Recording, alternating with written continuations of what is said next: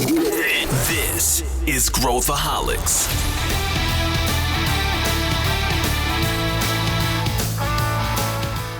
Olá, aqui é Pedro Weingärtner, sou o CEO da ACE e esse é Growthaholics, o podcast para quem adora inovação e empreendedorismo. Antes de começar o episódio, eu tenho um pedido. Se você curte e acompanha o Growthaholics, como eu sei que você faz, avalie o podcast com 5 estrelas na plataforma de podcasts que você utiliza. Isso ajuda mais pessoas a encontrarem o nosso conteúdo. Então vai lá, rapidinho, tira do bolso, bota 5 estrelinhas e vamos em frente. Vamos ao que interessa aqui. Como identificar quando algo não está indo bem na sua startup? Pois é, a gente é soterrado de coisas e muitas vezes os sinais, às vezes, estão na nossa cara e a gente não toma decisão. Às vezes eles são mais sutis e a gente vai entrar a fundo nesse assunto. Quem conversa comigo hoje sobre isso é a Luísa Leite, que coordena a aceleração aqui na ACE Ventures, e o Pedro Carneiro, que é nosso sócio também na ACE Ventures. Vem com a gente! Estamos aqui com ninguém menos do que Luísa Leite tomando seu chimarrão. Tudo bem, Lu? Olá, um chimarrão em terras gaúchas dessa vez. Ah, mas que gaudéria! Muito bem-vinda! E também Pedro Carneiro fazendo caras de estranhamento às nossas tradições gaúchas aqui. Tudo bem, Pedro, com seu fundo novo, totalmente reformulado agora depois da reforma do seu apartamento. Bem-vindo, Pedro Carneiro. Tudo bem, obrigado pelo convite. Reforma etapa 588 de não sabemos quantas. E eu acho que um bom tópico para o podcast no final é o que é gaudéria. É isso que eu entendi. Que gaudéria? Não foi isso que vocês falaram? Gaudéria, Pedro. Gaudéria é uma expressão. Explica, a Luísa vai te explicar. Ué, é uma pessoa gaúcha que em exercício é uma pessoa gaudéria, entende? Eu acho que é mais ou menos essa a explicação. É mais gaúcha do que gaúcha, assim, é um nível, né? Entendi. É um nível hard. Gauchíssimo. É um gaúcho hard. Não, mas é que é o nosso jeito de falar, o certo é gaudério e gaudéria. É isso aí. Gostou dessa, Pedro? Muito obrigado aí.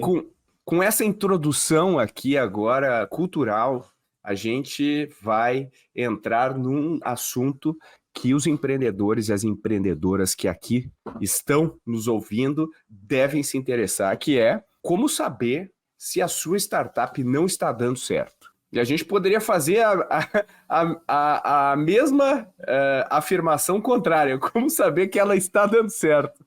Né? Porque são sutis, às vezes, diferenças, especialmente no início. E vamos começar aqui, né?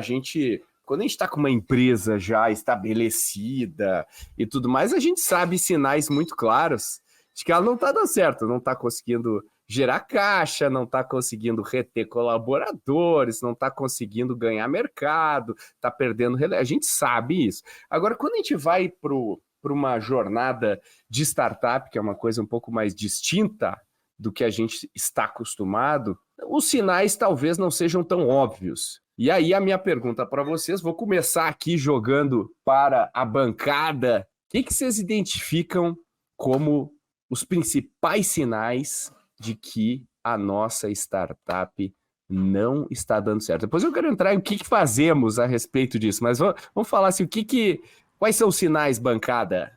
Vou trazer um que é não óbvio e acho que vocês vão concordar. Mas os founders não querem tomar decisões difíceis. Quando os founders não querem conversar sobre decisões difíceis e tomar essas decisões, para mim é um alerta enorme de um sinal vermelho andando em cima da cabeça dos founders de, opa, alguma coisa aqui está acontecendo. E alguma coisa muito séria pode vir a acontecer. Então, eu acho que a gente teve essa discussão esses dias, eu e Pedro Weingärtner lá do escritório, a nossa querida Paula, que está aqui no back-office, estava junto, e eu defendi uma coisa que eu acredito muito, que é não se constrói nada sem conversas difíceis. Tudo que a gente está construindo, a gente constrói com conversas difíceis. Não tem uma vez que não seja uma conversa fácil, assim.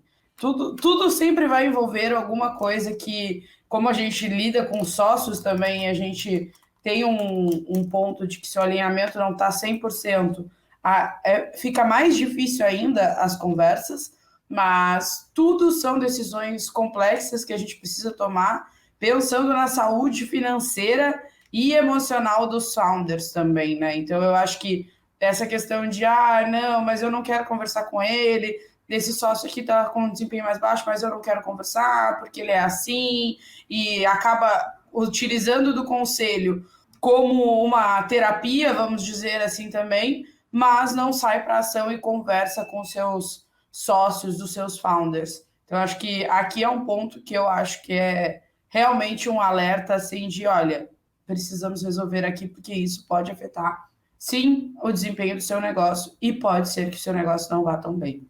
Pois é, eu encaro essa, Lu, quase como se fosse uma causa raiz, das vezes, do problema, né? Do que os sintomas. E aí eu pergunto para o Pedro Carneiro aqui, né? Aqui, tem founders lá que estão já tocando negócio há 1 ano e meio, né? Eu acho assim, antes de certo período de tempo, é muito difícil você ter uma perspectiva clara. Então, você está tocando 1 ano e meio negócio, você está ralando todo dia, olhando produto, falando com o cliente, levando porrada. O que eu, né, pensando no pulso aqui, né, vendo batimento cardíaco, pressão arterial, o que eu deveria olhar para dizer, e depois aí eu posso ir para o diagnóstico, né, entrar na questão de founders, que eu acho que para mim eu diria que é um dos principais, se não principal problema aí que leva a tudo isso, né, mas o que você diria, Pedro? Eu gostei muito do jeito que você abriu o episódio, que uma empresa grande, a gente sabe quando ela não está indo bem, não está batendo meta, não aumenta a participação do mercado, não consegue agradar os clientes, e no fim das contas é a mesma coisa. Só que para as pessoas, quando tocam uma startup ou qualquer negócio inicial, eles têm uma dificuldade em materializar tudo isso que eles estão sentindo e vendo em números para aí conseguir, né, metrificar. Por quê? Quais são os sinais que a startup não está indo bem? Não está crescendo, não está agradando os clientes, não está ganhando share de mercado. Só que, por algum motivo, né, acho que principalmente gente que não trabalhou mais a fundo na operação de empresa grande, eles imaginam que, né, a gente está gravando agora no começo do mês, virou o mês, terminou aqui dia 30, no dia 1º, plim, todos os indicadores aparecem e se materializam, e assim que foi a empresa, né, nesse mês. Agora a gente entende porque ela está indo bem, está indo mal. Mas antes da Ace aqui, eu trabalhei na controladoria de uma grande indústria, né? E a gente gastava 15 dias num time de mais ou menos umas 10 pessoas para poder trazer exatamente esses dados, Pedro. E aí, como é que está o nosso market share? Estamos crescendo ou não? Como é que está em relação à meta? Os clientes estão gostando do nosso produto? Como está sendo a nossa distribuição? Então, trazer esses dados à tona para que seja conseguido tomada de decisão é muito difícil, e é muito difícil também para o empreendedor entender qual que é o equilíbrio, porque se ele quiser contratar 10 pessoas no back-office e chamar isso de controladoria, a empresa dele vai durar 2 meses, porque ele não tem dinheiro, né? Ele precisa priorizar outras coisas. Então, eu acho que esse é um dos grandes sinais, assim. Para mim, a empresa está dando errado, não necessariamente significa que ela vai morrer, ou etc. Mas se o empreendedor não sabe quais são os benchmarks e aonde você está da expectativa dele, para mim é um mau sinal. Significa que ele precisa trabalhar mais no back-office. Eu entendo isso que está dizendo, mas me colocando no lugar de founders que estão no early stage, que consomem uma quantidade colossal de dicas e artigos e veja como reduzir o churn e não sei o quê, e aí a pessoa está lá e fala assim, poxa, eu tenho 20 clientes pagantes no meu produto, supondo que seja um SaaS, e aí o meu churn é alto. E aí eu saio no início tentando reduzir o churn, por exemplo. Não, né? Total. Então, assim, a questão é, à medida que eu vou evoluindo, vai ficando um pouco mais claro para mim a real situação. Então, assim, como... Eu vou dar um exemplo de como eu analisaria, por exemplo, essa situação. Né? O cara tem 20 clientes e está tendo um churn alto. É muito difícil eu não ter um churn alto nesse estágio. Um cliente é sempre, né? Exatamente. Agora, pensa bem, o contrário. Dos clientes que ficam, por que eles ficam, né? E onde que está o valor que eu preciso entregar? E como que eu tomo as melhores decisões em relação a como priorizar tudo isso? E eu vou dar outro exemplo, tá? E eu acho que talvez aqui o meu raciocínio esteja mais indo na linha de o que fazer uma vez as coisas não estão dando certo do que propriamente diagnosticar, porque claramente tem um problema se o meu churn estiver alto, mas não necessariamente o lugar que eu devo atuar é ali, né? Então, assim, como é que a gente ajuda? Quais são os principais pontos que eu olharia? Eu acho que isso vai mudar de modelo de negócio também, né? Mas quais os principais pontos que convém a gente prestar atenção? Ótimo. Eu acho que, para mim, e aí eu passo para a Lu já, é conseguir desenhar o big picture do que está acontecendo com o negócio. Ou seja, para mim, um sinal que a empresa não está indo bem, que o negócio não está indo bem, é falta de feedback. Quando o cara ama o produto, ele fala. Quando ele odeia, ele fala. E aí a gente precisa estar nos extremos, né? Porque uma startup é um negócio novo que precisa lutar pela atenção dos consumidores. Então, se não tem ninguém que ama o produto, é um problema. Se não tem ninguém que odeia, é um problema, porque a gente quer o feedback desses caras, né? E se ele odeia e está fora do nosso ICP, ok. Não necessariamente um churn de, 2 pessoas num grupo de 20 é ruim, porque você pode invalidar um tipo de público. Ah, bom, se esses caras específicos estão cancelando, talvez o meu produto não seja para eles, mas eu posso atacar esse outro grupo, e tudo bem, né? E quando a gente está com 20, é muito uma etapa de descoberta ainda. Só que a irrelevância é a pior morte possível. Tem uma pegadinha no que tu tá falando, e isso é uma coisa que a gente observa muito nos founders que a gente convive. Eles não recebem feedbacks, a partir do momento que eles começam a receber. E aí eles recebem 1 negativo e 9 positivos, por exemplo. Eles se prendem naquele negativo de uma maneira desproporcional. Tem uma grande pegadinha aí.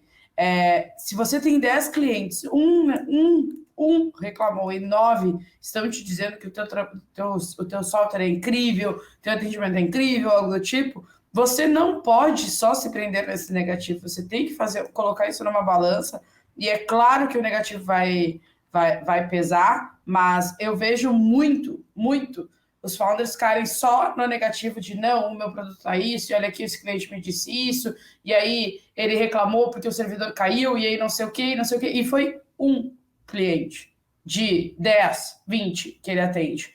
Então também tem esse lado assim de eu não recebo feedback, e aí eu não sei para qual caminho eu vou, e aí o meu churn é alto ou o meu churn é baixo, justamente porque os clientes não querem essa questão. Tipo, ele só quer resolver um problema e ele não quer ficar dando feedback. Às vezes acontece. Mas quando recebe o founder vai lá e ai, meu Deus, o meu mundo tá acabando, a minha startup vai morrer, e agora ninguém gosta do meu produto, sendo que é só um feedback negativo aí. Essa de querer agradar todo mundo realmente é um problema. E não é nenhuma coisa só das startups, é uma coisa da psique humana mesmo, né? Quando a gente estava até fazendo um outro episódio sobre gestão de pessoas, a gente fala muito aqui sobre isso. Qualquer ser humano vai buscar equilíbrio. E equilíbrio é pegar as coisas que estão ruins e levar para um nível aceitável, e as coisas que estão boas a gente normalmente não coloca muita energia. E isso vai para tanto gestão de pessoas quanto gestão de clientes, né? Quando você pega um cliente que ok, não reclama, mas também não está crescendo, não é um negócio que ama o produto, não abraça e tal, mas não te dá trabalho, você normalmente coloca muito mais energia no cliente que é o cabeludo, né? Que é o cara que reclama e que pede desconto, e que você não tem margem, que é difícil de fazer e tal. Isso é uma coisa que a gente viu muito. Eu estava num conselho de uma startup essas semanas para trás, e eles tinham exatamente isso, né? Os 20% dos clientes que dão mais trabalho, 80% do trabalho é 20% dos clientes que normalmente são os caras que dão menos margem, que mais reclamam e que o produto não está tão encaixado para eles. E aí a nossa provocação com o empreendedor foi, quer saber? Ao invés de ficar tentando resolver o problema desses caras, sobe o preço do teu plano mais barato. O que significa? Para o cara que está ali, que não vê muito valor e que acha caro, ele vai sair da tua cabeça. Mas para cada um que enxerga valor e que não te dá trabalho, se para cada um desses que sair renovar, você está limpando a tua base, não perde nada de faturamento, consegue aumentar o nível de satisfação, e essas pessoas que não gostam do produto, que te dão trabalho, que te dão esse feedback negativo, deixa eles para lá. Vamos colocar energia em realmente quem está engajando e aumentar essa base de gente apaixonada pelo produto. E aí lutou pra caramba, porque é difícil, né, tomar uma decisão dessa.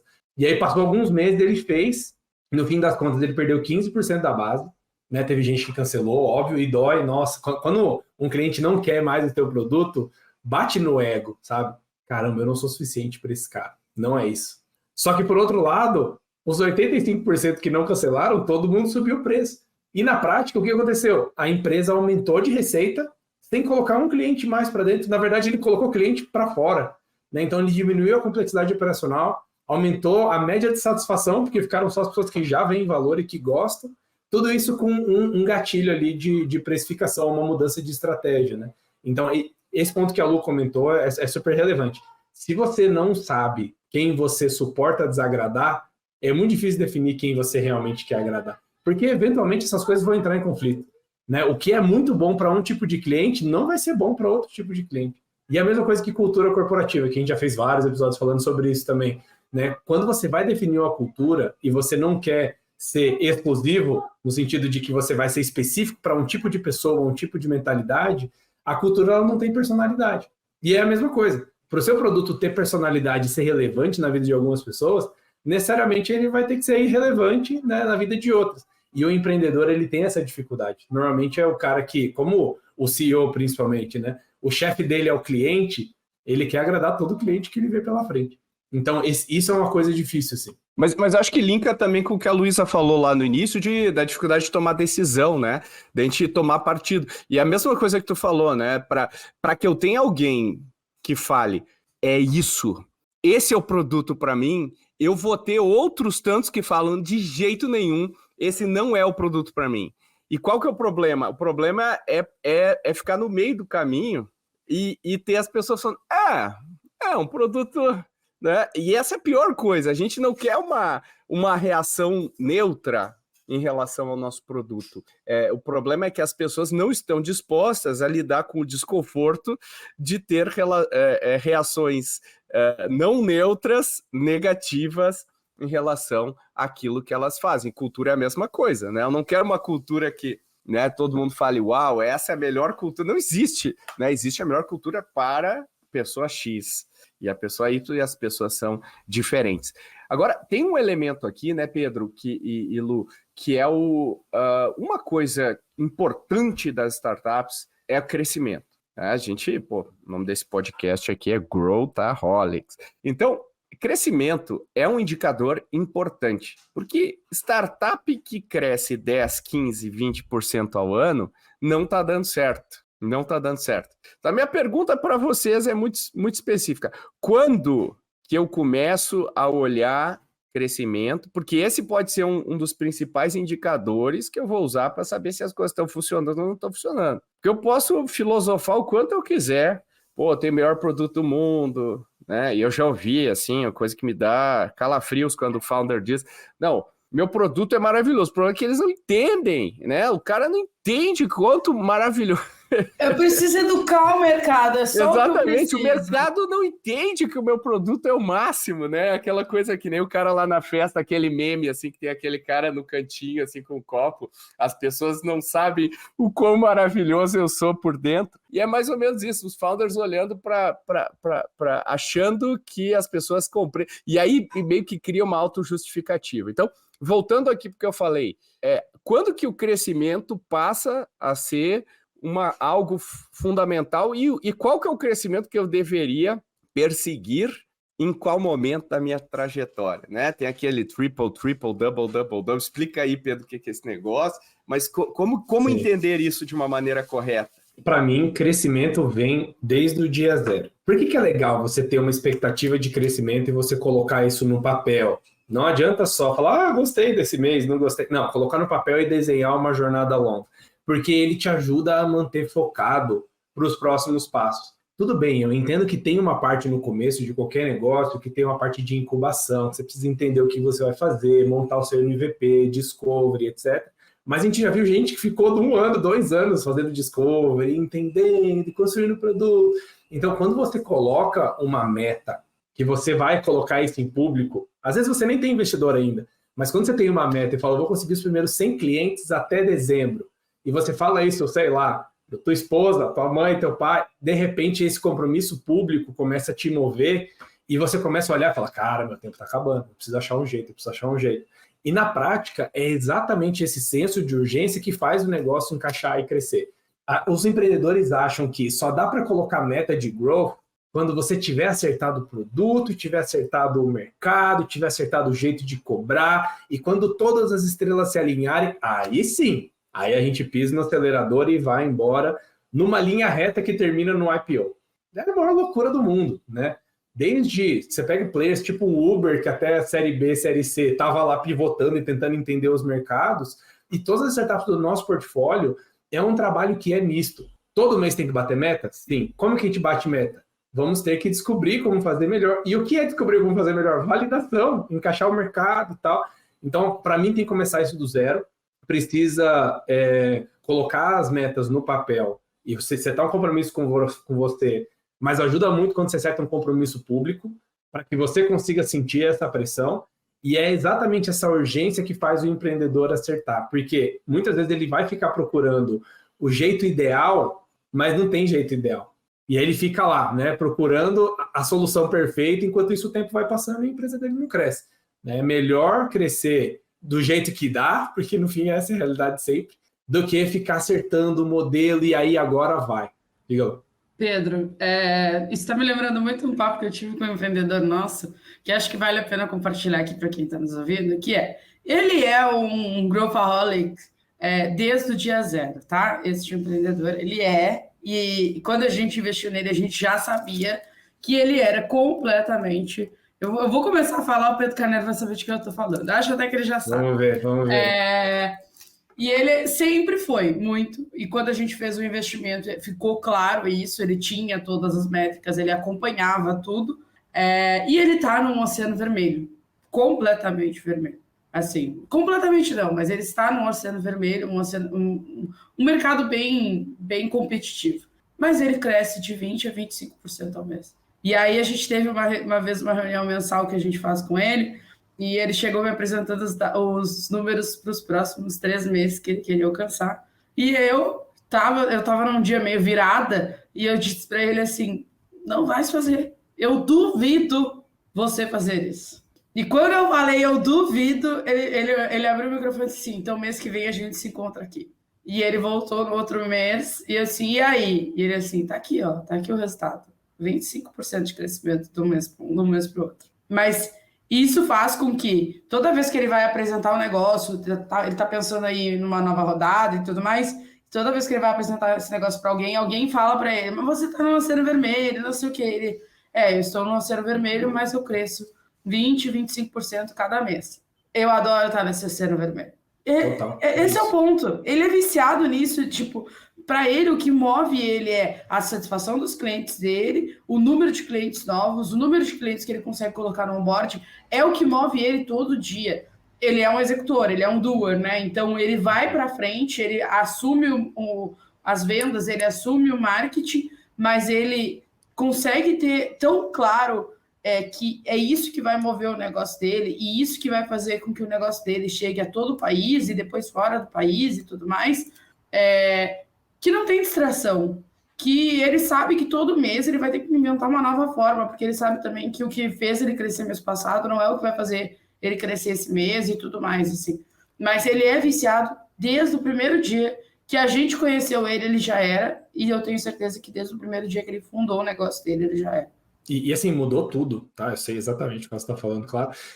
E mudou tudo desde o início. Mudou o preço, mudou o público, mudou o que ele oferece, mudou o jeito de chegar na empresa. A questão é, o que ele faz o que eu preciso mudar para crescer 20% no próximo mês? Vamos nessa. Então, é ao contrário, sabe? O empreendedor, muitas vezes, ele olha para... É exatamente o product first, né? Ele olha primeiro para o produto e fala, como é que eu faço para empurrar isso para as pessoas? Não, é ao contrário. Coloca ali o ponto fixo, é o teu crescimento, a tua evolução e o que eu preciso fazer para isso acontecer. E eu sei que esse empreendedor, se no mês que vem mudar a legislação, ele precisar derrubar tudo e refazer para poder crescer os 20% que ele precisa crescer, ele vai fazer. Então, para mim, Pedro, você começa isso no dia zero. Se você conseguir colocar 10% a 20% de crescimento, arredondando para o inteiro mais próximo, né, superior, e você fizer isso durante 1 ano, 2 anos, qualquer empresa que você construir vai ser relevante, não tem como. E 10%, 10%, 20%, então você tem 10 clientes. Cara, 2. Aí eu, 14, 3. E aí você vira um ano, você já está com uma base de 100 pessoas. Aí vira um ano de novo, como é 20% e é exponencial, já está com uma base de 300 pessoas. E aí vira um negócio muito atrativo. Então é basicamente isso, é colocar a meta primeiro e todas as mudanças no negócio vêm para você chegar nesse número. Né? E uma das grandes mudanças vem de pessoas, processos, como eu executo, mas tem outras mudanças também que são precificação, modelo de negócio. Será que esse problema é o que eu deveria estar atacando? Será que esse mercado é o que eu deveria estar atacando? Então, por isso que o nosso podcast chama Growthaholics, né? Porque vem primeiro. É isso que a gente quer fazer, né? Mesmo quando o empreendedor ele está criando um negócio para poder gerar impacto no seu ecossistema e tal, você só gera impacto quando você tem escala. Não adianta falar, eu estou resolvendo o problema daquela pessoa, eu estou satisfeito com isso, ou acabou. Você virou um consultor. Se você quer gerar impacto em escala, precisa crescer. Né? Então, tudo acaba naquilo. Você, que é um Growthaholic de carteirinha, quer ficar sabendo na hora que um novo episódio vai para o ar, direto no seu WhatsApp? Se a resposta é sim, então entra na nossa rede de transmissão via WhatsApp. É o alerta mais rápido que você vai receber sobre o nosso podcast e outros temas importantes. E você pode compartilhar esse link com quem você quiser. Essa é a hora de convencer aquele seu amigo ou amiga a ouvir o podcast. É gratuito e feita com muito carinho para você. Te vejo lá. Pensando aqui, né, refletindo, eu gosto muito dessa ideia de ficar otimizando a empresa para uma métrica central, assim, que a gente trabalha, e eu acho que no caso, é claro que a gente vai ter que olhar a margem desse negócio, né, quando a gente viu, assim, acho que, para mim, eu não estou exagerando quando eu falo isso, mas acho que tem algumas metodologias que surgiram nos últimos anos, que não ajudam os empreendedores, como blitzscaling e outras coisas que são, assim, para mim, fenômenos de juro baixo e excesso de capital no mercado, né?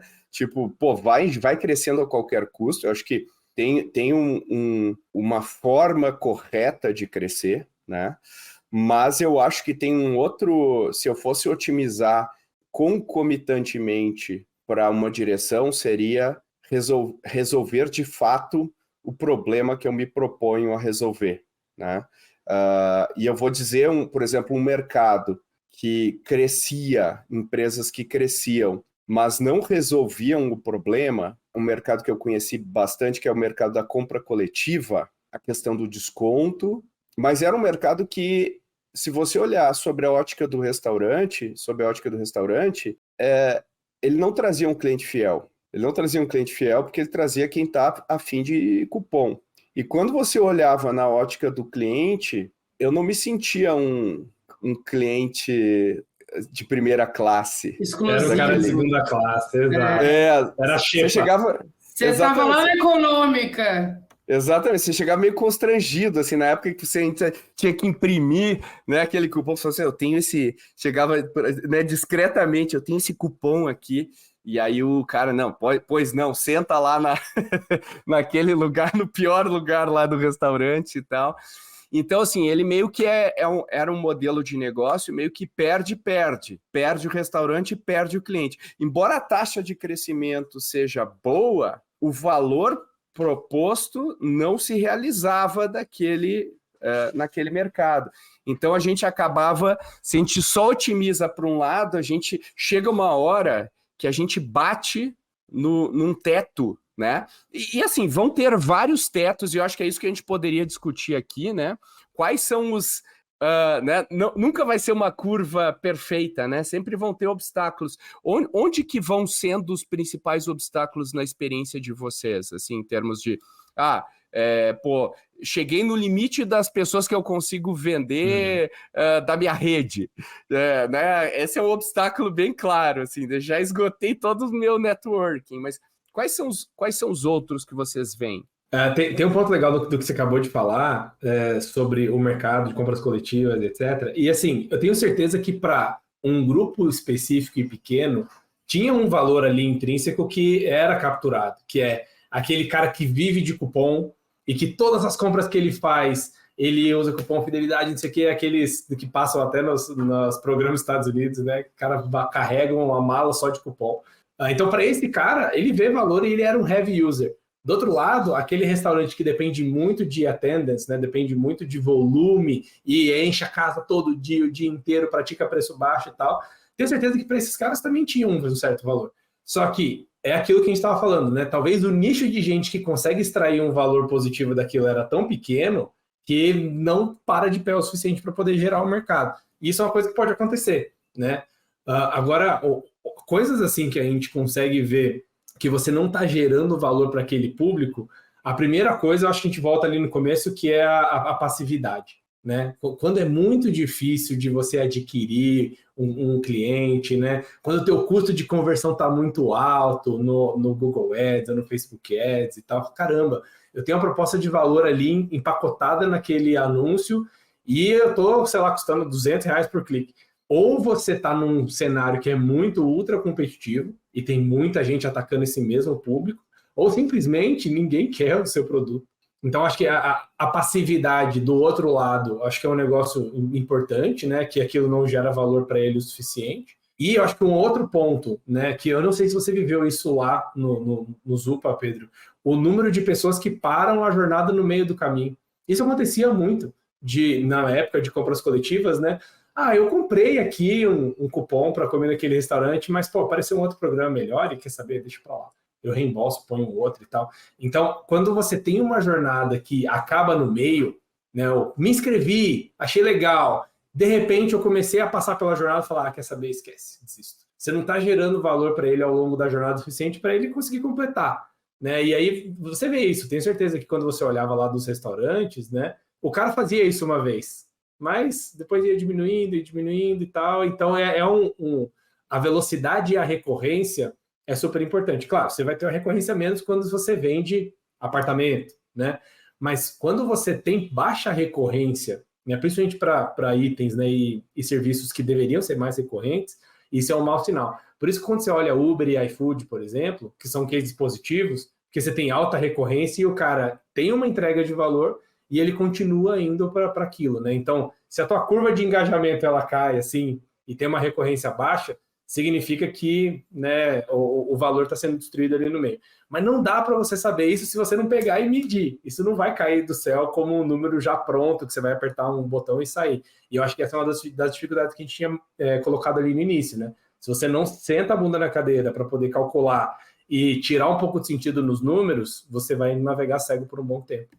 E só antes da Luísa completar, eu acho que o pessoal também tende, nessa etapa, o que eu acho menos valioso do que normalmente se acredita são pesquisas de satisfação e NPS e etc. Porque ele pega primeiro um recorte bem específico do teu público, não é todo mundo que vai preencher, e aí a gente às vezes confronta, a gente vê produtos com NPS alto, só que todas as outras evidências, né? Então, assim, é aquela coisa de mapa versus olhar o terreno, né? Então, assim, não, mas olha só, tá aqui, o NPS é alto, mas aí tu abre a janela e olha, não, mas tá aqui, ó, os caras não estão usando. Então, muitas vezes é mais importante olhar o que está de fato ocorrendo do que utilizar um proxy, né? Que é uma coisa assim que, pô, tu vai... Eu não estou dizendo que NPS não é importante, não estou. Mas, assim, colocar uma importância muito... E nem que você não deva medir, né? Isso é importante. Mas colocar o NPS uma importância muito maior do que ele tem, na hora de tomar uma decisão que é crítica para o teu negócio, eu acho que é fundamental você, primeiro, olhar o terreno, olhar o uso, se a jornada interrompe, se a jornada não interrompe, porque... Acreditem, as pessoas não sabem normalmente o que fazem, por que fazem e muito menos o que falam e por que falam. E a gente coloca muito peso numa coisa que é supostamente racional, quando na verdade a irracionalidade é o que move boa parte das pessoas. Então esse é um recado importante aqui para quem está nos ouvindo. Não se baseie nesses dados aí que você fica... botando no pitch, tudo bem, para vender no pitch é ótimo, mas na hora de tomar a decisão, tome muito cuidado. O que você ia falar aí, Lu? Não, eu sempre defendo com todos os founders que eu falo que são, para a gente crescer, são várias engrenagenzinhas e a gente tem que ficar de olho em cada engrenagem, porque É uma sequência também, uma engrenagem não tá dando certo, vai lá e corrige, a próxima não vai dar certo, é aquela ali, e tu vai fazer essa jornada pro resto da tua vida, muito provavelmente. Mas tem uma engrenagem que às vezes é a mais difícil da gente olhar, que é a de produto. O meu produto não comporta mais o meu crescimento, eu preciso alterar o meu produto. E essa eu vivi na prática, tá? A gente tinha um produto que não tinha mais, não tinha como a gente crescer e colocar a operação em capitais, por exemplo, sem a melhora do produto. E a gente ia demorar muito ainda para fazer a mudança para V2 da plataforma, tá?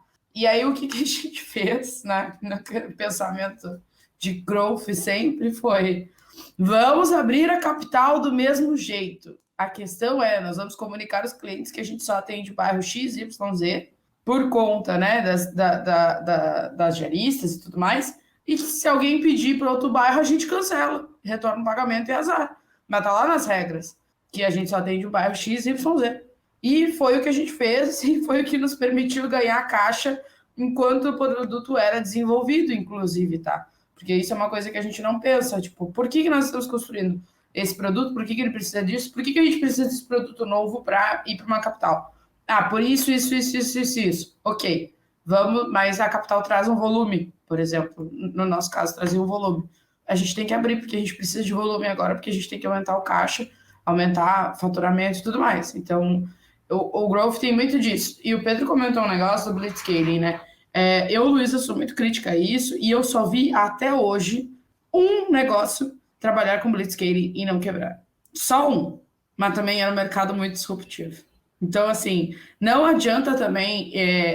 a gente cai de novo em tudo que a gente sempre fala aqui, né, Pedros? Que a fórmula, ela existe, e algumas você pode adaptá-la para o seu negócio.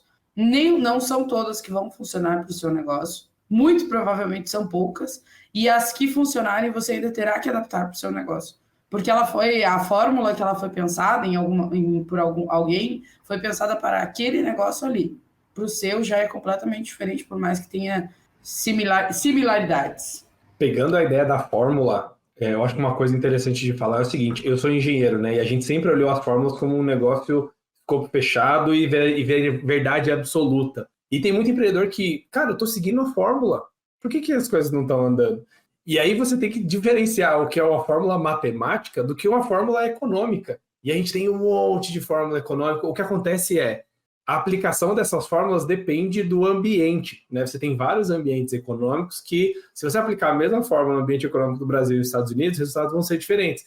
A fórmula está errada. Então, não é. É porque você tem condições diferentes.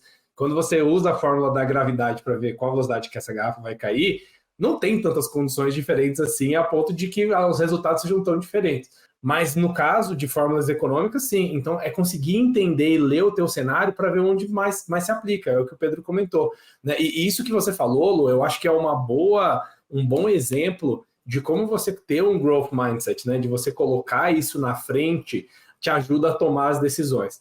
Você tem que escolher uma das coisas para otimizar, né? Então, olha, eu tenho que otimizar crescimento. Então, eu vou abrir num lugar onde eu ainda não tenho toda a infraestrutura.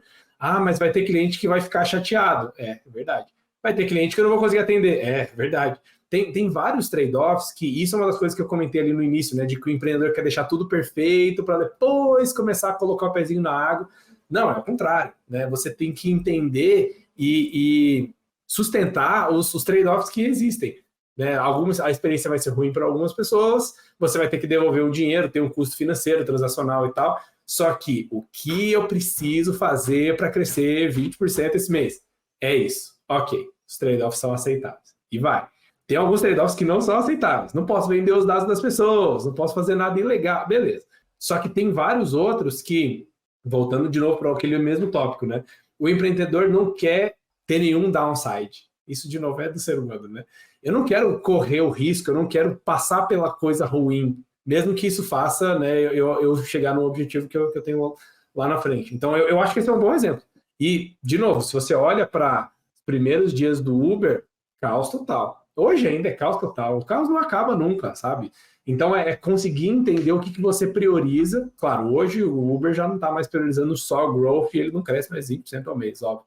Só que conseguir colocar isso na cabeça e priorizar, e entender e assumir os trade-offs é super importante. Então, se a gente voltando para o tópico, né, do podcast, se você pergunta para o empreendedor, tá bom, quais são as coisas que você deliberadamente está fazendo ruim hoje, está fazendo mal, que o negócio não vai bem, e que você escolheu isso por enquanto, e ele não tiver essa resposta clara, significa que provavelmente ele não está fazendo os trade-offs que precisa.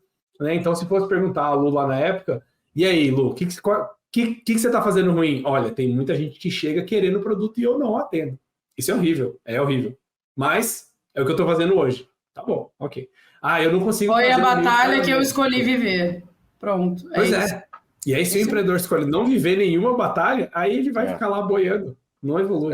Assim, você vai ter que tomar decisões, no sentido de, às vezes, você vai ter que dar 2 passos para trás para dar 3 para frente, e essa sensação ruim, desconfortável.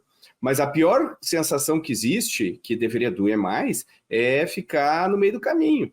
Ficar no meio do caminho é a pior situação. Então, a gente já falou várias coisas aqui, né? A gente falou, mas se a gente for resumir aqui o que eu deveria prestar atenção, minha taxa de crescimento, se eu estou resolvendo o problema do cliente de fato, e aí quando a gente pensa no que está causando isso, a gente pode ter N causas, né? A Luísa falou uma causa que pode estar 2 camadas para trás ali, que é os sócios, né? Os fundadores da empresa, não estão conseguindo ter conversas difíceis, não estão conseguindo dialogar, às vezes não tem perfil correto para a função que estão exercendo e ninguém está cobrando, a gente está varrendo para baixo do tapete. Esse é um problema que vai voltar e vai cobrar juros em cima dessa não decisão, né, que precisa ser tomada. Mas tem outros fatores também, né, Pedro e Lu? Por exemplo, chega uma hora, a Luísa mencionou isso aí também, chega uma hora que eu tenho que olhar meu produto e falar, poxa, peraí, eu vou ter que fazer outro, vou ter que, né, jogar isso aqui que eu tenho fora, esse canal aqui não está funcionando, eu vou ter que descobrir outra forma de vender. São encruzilhadas difíceis e vão gerar provavelmente um platô de crescimento na empresa, né? Que elementos vocês acham que outros fatores vocês identificam que podem também está nesse rol aí de situações prováveis para os empreendedores que estão nos ouvindo? Eu acho que tem uma frente aqui de um modelo de negócio e das regras do jogo que você definiu, que também são importantes, né? Então, a gente olha para o empreendedor, e aí, de novo, né, bate porque não está crescendo. Mas quando você olha para diagnóstico, muitas vezes é porque você decidiu atender, sei lá, Fortune 500, das maiores empresas do mundo, e a tua mensalidade é R$ 99,90. Aí a empresa não cresce, porque é uma incompatibilidade entre uma parte do negócio, que é a parte de captação, né, de você trazer os clientes, de awareness e tal, e a outra parte do negócio, que é a precificação e como você atende esse público. Então essas duas coisas elas não se conversam. E é por isso que quando você olha para os perfis de empresa, normalmente você tem uma fórmula já mais acertada. Ou seja, se você vende para empresa gigante, teu ticket tem que ser mais alto, o teu ciclo de vendas vai ser mais alto e o teu nível de proximidade vai ser maior também. Muitas vezes, um dos diagnósticos que a gente faz aqui tá bom, você está tentando fazer uma empresa que é bolinha, bolinha, bolinha, bolinha, e tem um triângulo aqui no meio. Então, ou o jeito que você cobra, ou o jeito que você atende, ou o jeito que você chega nos caras, ou o jeito que você vende, alguma coisa não está encaixando porque isso foi feito para outro negócio. Né? Então, nós temos uma solução completa de compliance para grandes empresas e não sei o quê. Ele contrata pelo aplicativo e demora 12 meses e eu cobro R$ 129. Tem alguma coisa que claramente não encaixa porque o negócio ele não para de pé desse jeito. Acho que esse é um bom diagnóstico, mas daí ou seja, sempre volta... Em outras palavras, Pedro, é aquela assim, proposta de valor com o meu produto, com o meu pricing, né? Quer dizer, com quem eu atendo, quer dizer, a história tem que ter coerência entre todos esses elementos. É isso que tu está, em outras palavras, dizendo, né? Perfeito. E isso é uma coisa que o empreendedor tem que equilibrar bem entre mercado tradicional e inovação, porque o jeito que o mercado tradicional é hoje não é definido por uma regra absoluta que vem de cima. Ele é resultado de séculos e séculos de otimização.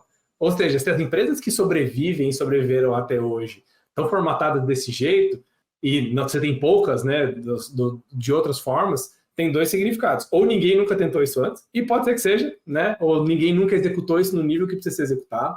E você tem novas tecnologias, novos mercados, a mudança do perfil e do comportamento do consumidor, isso tudo acontece. Mas tem um outro que é, todas que fizeram isso não estão vivas hoje para contar a história. Então, se você tem um ciclo de vendas difícil longo, fazer. Baixo, porque é muito difícil de fazer. Você pode tentar fazer, mas se é tão difícil de fazer assim, será que você é o cara que vai conseguir? Então, você está com uma empresa gigante, você cobra pouco e o ciclo é longo, você contrata pelo aplicativo, quando você te olha para fora e fala, tá bom, ninguém conseguiu fazer isso do jeito que você está se propondo a fazer. Tudo bem, vamos dar o benefício da dúvida, a gente como investidor, né? Mas o que você precisa fazer, então, para conseguir onde ninguém mais conseguiu? E aí, acho que esse é um dos pontos difíceis. Então, olhar para fora também é super importante. É o que o Pedro comentou. Não só olhar para o cliente, para a experiência e tal, mas sair da tua bolha, olhar para os seus concorrentes, olhar para como são os mercados lá fora, olhar para como são as soluções hoje para aquela pessoa, aquele perfil, do mercado tradicional. Então, tem muito para aprender antes de ser uma pessoa que toca uma startup, que é um negócio inovador, com altíssima certeza e tal. Precisa ter um bom background de como tocar o negócio, que já tem muitas variáveis já dentro de si próprio. Né? Você vai abrir um restaurante lá que contratava a Zupa, já é um negócio, um bicho de sete cabeças bem complicado. Então, se você precisa primeiro entender a dinâmica de negócio tradicional para poder entender a dinâmica de negócio inovador, porque isso só vai piorando, né, a complexidade. Não abra um restaurante, né? Acho que essa é uma dica importante aqui. Essa é uma dica que eu bastante. Fala, Lu. Isso é um negócio que eu odeio, quando o empreendedor, a empreendedora chega para mim e diz, não, porque o meu concorrente faz muito mal.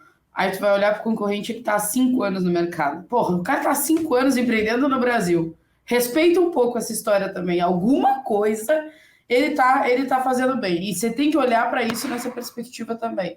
Porque se ele está há 5 anos empreendendo no Brasil, sinto informar, é muito difícil empreender no Brasil. Aqueles slides, né? Aqueles slides que tem assim, meu concorrente, aí eu tenho tudo verdinho, meus concorrentes são tudo... não é assim, né? A gente sabe que para o pitch talvez funcione, mas na vida real a gente sabe que não é assim. Ou seja, alguma coisa esse cara tá fazendo, né?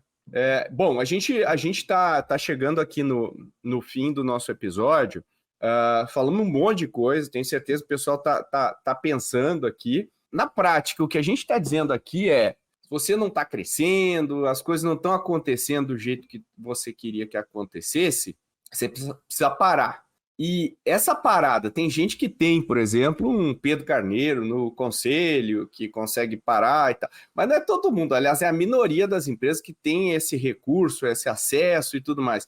O que elas podem fazer para parar, né? Qual seria o passo a passo aí, rapidinho, para quem está querendo se diagnosticar e tomar uma decisão em relação ao que precisa ser feito, Pedro? Eu acho que tem que montar a rede de alguma outra forma. E é aquilo, né? Se a gente... O que eu preciso fazer para crescer 20%? Tá bom, o que eu preciso fazer para ter essa rede que vai me empurrar para frente? Então, investidor com certeza ajuda muito, porque é o cara que está envolvido, coloca dinheiro, tem um compromisso junto com você, mas tem outras redes que você precisa, eu nem acho que você pode, mas você precisa construir todos os negócios de sucesso, tem redes montadas, que é outros líderes de negócio.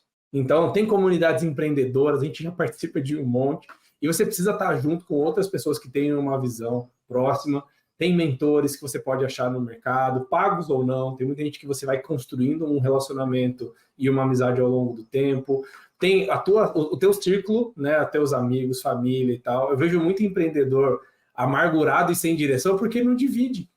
Porque eu não quero pesar, porque os caras não vão entender. Muitas vezes não é o fato da ideia vir de uma outra pessoa que vai encaminhar o teu negócio, mas você falar em voz alta e tentar explicar e diagnosticar o que está acontecendo no teu negócio para uma outra pessoa, é tipo uma sessão de terapia corporativa.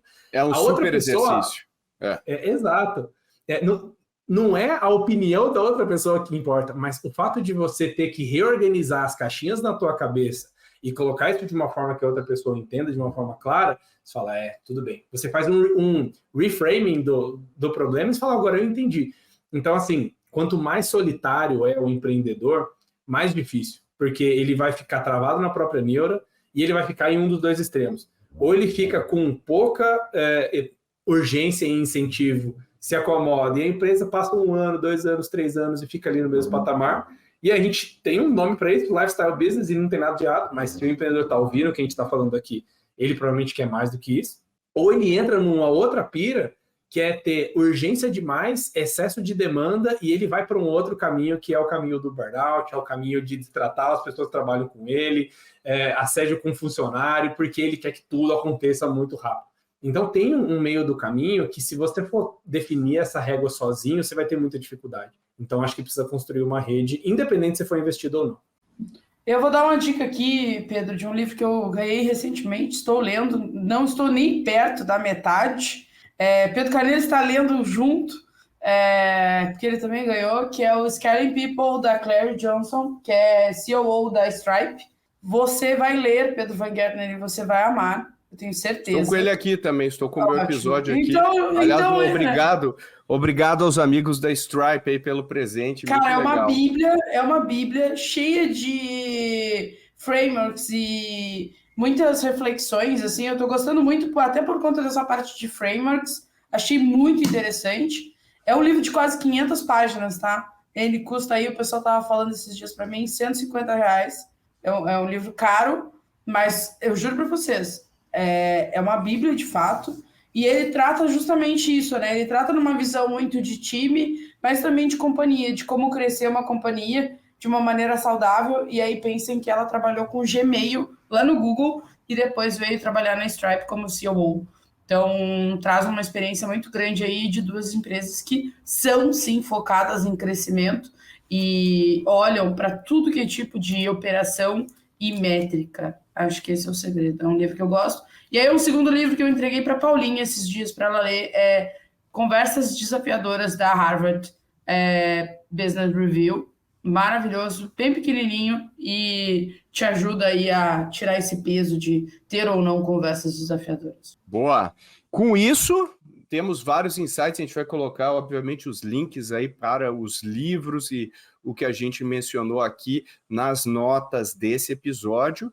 E com isso, eu agradeço muito a Luísa Leite. Obrigado, Lu! Valeu! E Pedro Carneiro, obrigado aí pela sua participação. Obrigado, Pedro. Sempre bom estar aqui com vocês. A Luísa, um faniquito. E aí, gostou deste episódio? Se você gostou do episódio, não deixe de compartilhar com seus amigos, amigas, conhecidos, conhecidas, aquele grupo de WhatsApp que você participa. Marca a gente no Instagram, no LinkedIn. A gente adora quando você posta sobre o Growthaholics. Isso ajuda a gente a chegar a cada vez mais pessoas. Muito obrigado pela sua audiência. Você é demais e muito sucesso na sua jornada. Até a próxima!